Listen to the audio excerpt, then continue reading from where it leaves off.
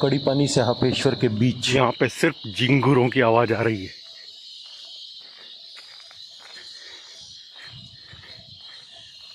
ये प्यारी प्यारी गौरा नींबू के छिलके ही खा गई। बताओ कितनी प्यारी है गौरा।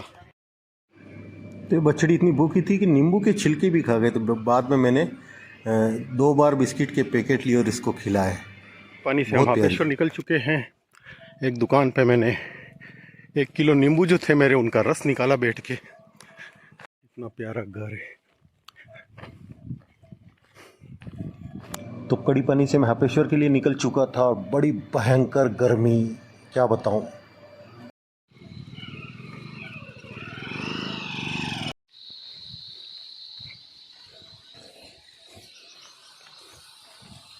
देखिए कितना बड़ा पाइप जा रहा नर्मदा जी से।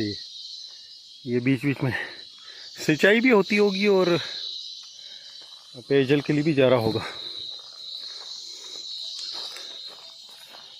लाइन जा रही तो पहाड़ी इलाका है और काफ़ी प्रेशर की ज़रूरत पड़ती है। यहाँ बीच बीच में देखो पंप हाउस बने हैं और उस पानी को लिफ्ट करके प्रेशर से आगे भेजने के लिए। मैं इतना टेम्परेचर मेरे को लग रहा है 45 होगा अभी। बहुत तेज़ गर्मी है। हालांकि हवा चल रही है, मेरे को पसीना आ रहा, तो मुझे ठंडक लग रही है वैसे तो उतराई है। लगता है फिर पहाड़ चढ़ना पड़ेगा। खड़ी उतराई चढ़ने में भी बहुत तगड़ी थकान आती है। घुटनों पे बहुत प्रेशर पड़ता है। ब्रेक लगाने पड़ते, ब्रेक। उससे कितना नीचे आ गया घूम के मैं। आहा, भयंकर गर्मी। ये पेड़ के नीचे मैं तो बैठूंगा 2-1 घंटे। हापेश्वर 5 किलोमीटर है, लेकिन मैं बैठूंगा अभी। हे प्यारे आम के पेड़, हे प्यारी प्यारी बेंचों, आपने मेरे को जीवन दान दे दिया। बहुत खतरनाक स्थिति थी। दंपत्ति जा रहे हैं, खूबसूरत दंपत्ति, और खूबसूरत बेटी भी है हाथ में उनके। हाँ, मैं तो ऐसे इलाकों में बस जाऊं। 3 किलो खरबूज खाया होगा, 2 ये गांठिए खा लिए, बिस्किट खा लिए, चाय हो गई बीच में, फिर भी भूख लग रही है। हाँ, लगभग 17 किलोमीटर मेरा हो चुका है वॉक। ऐसे इलाकों से जब गुजरते हैं तो इस आदिवासी समाज के प्रति एक बहुत ही सम्मान का अभाव उमड़ता है। कैसी विपन्न परिस्थितियों में ये लोग रह रहे हैं देखिए। यहीं घर प्रकृति के बीच में, गर्मी कितनी पड़ती है, बरसात भी कम होती होगी या ज़्यादा होती होगी, लेकिन देखो अपनी संस्कृति और अपनी धरती नहीं छोड़ते हैं। जंगलों के असली रक्षक यही लोग हैं।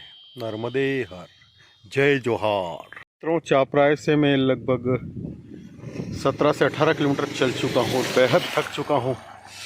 गर्मी बहुत तेज़ है। यहाँ मुझे राहत मिली है, इसलिए बैठा हूँ प्यारे से आम के नीचे। ये भी किसी की कोई दुकान है शायद। घर भी है पीछे, लेकिन लॉक लगे हुए हैं।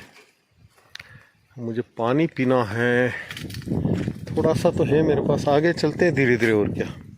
प्यारी सी जगह में लगभग 1.5 घंटे रुक चुका हूँ। अब मुझे भूख बहुत तेज़ लग रही है। यहाँ कोई दुकान भी नहीं है, नहीं तो थोड़ा कुछ खरीद के खा लेता।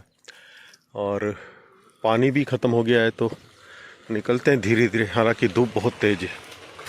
तो मित्रों, कड़ी पानी और हापेश्वर के बीच में मैं चल रहा था और भयंकर धूप थी। तो आम के पेड़ के नीचे लगभग 1.5 घंटे तक मैं बैठा रहा। उसके बाद मैं चला तो पता नहीं कहाँ से मुझ में इतनी एनर्जी आ गई कि मैं बिना रुके चलता रहा और कुछ ही समय में पहुँच गया हापेश्वर।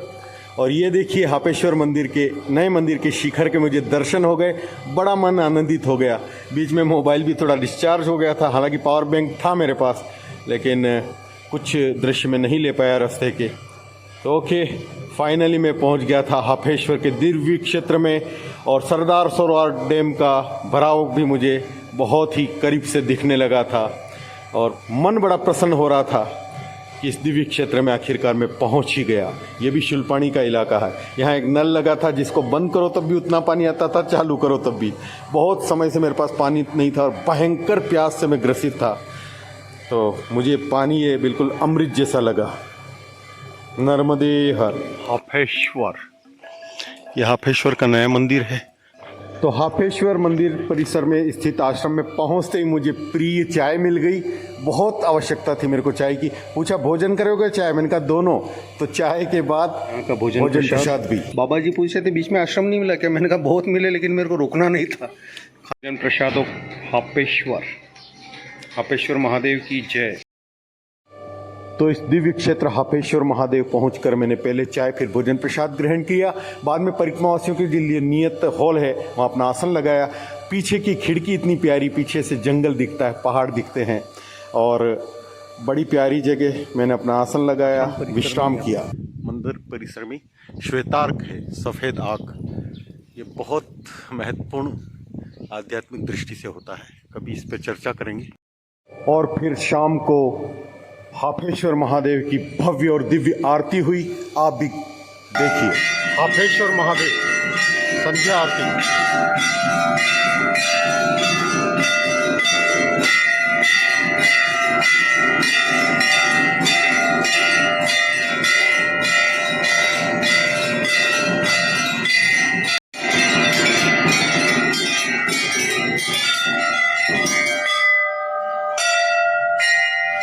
गौरम करुणावतारम संसार सारम भुजगेंद्रहारम सदा वसंतम हृदयारविंदे भवम भवानी सहितम। हंसेश्वर महादेव हाफेश्वर तीर्थ का महात्म्य। मार्कंडेय जी ने युधिष्ठिर को जो कथा पढ़कर सुनाई, कथा हम आपको पढ़कर सुनाते हैं। कलहंस ऋषि जी भगवान शंकर जी की तपस्या कर रहे थे। उनकी कसौटी लेने के लिए यानी परीक्षा लेने के लिए भगवान देवराज इंद्र आए।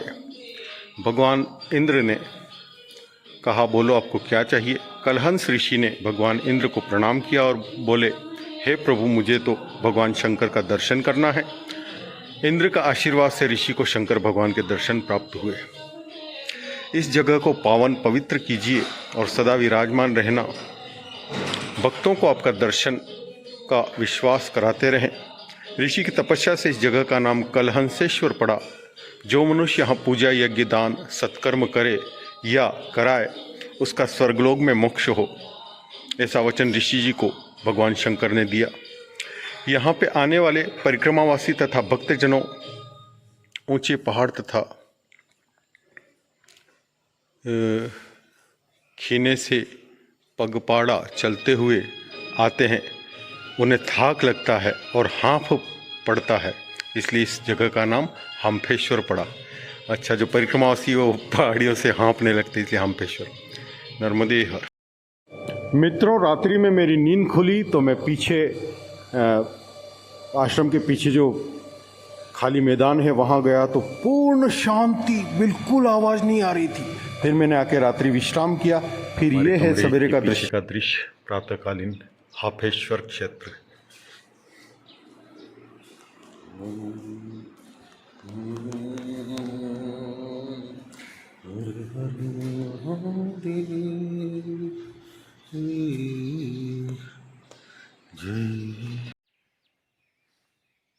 जय हो हाफेश्वर महादेव। हम हैं हाफेश्वर महादेव परिसर में और बिल्कुल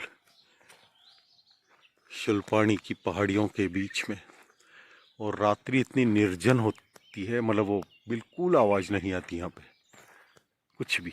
ईश्वर महादेव का नया मंदिर है और परिक्रमावासियों को रुकने की व्यवस्था, भोजन प्रसाद चाय पानी सब व्यवस्थित। पीछे साफ़ सुथरे टॉयलेट्स बने हैं और ये विशाल धर्मशाला, हज़ारों लोग आ जाए तब भी रुक सकते हैं।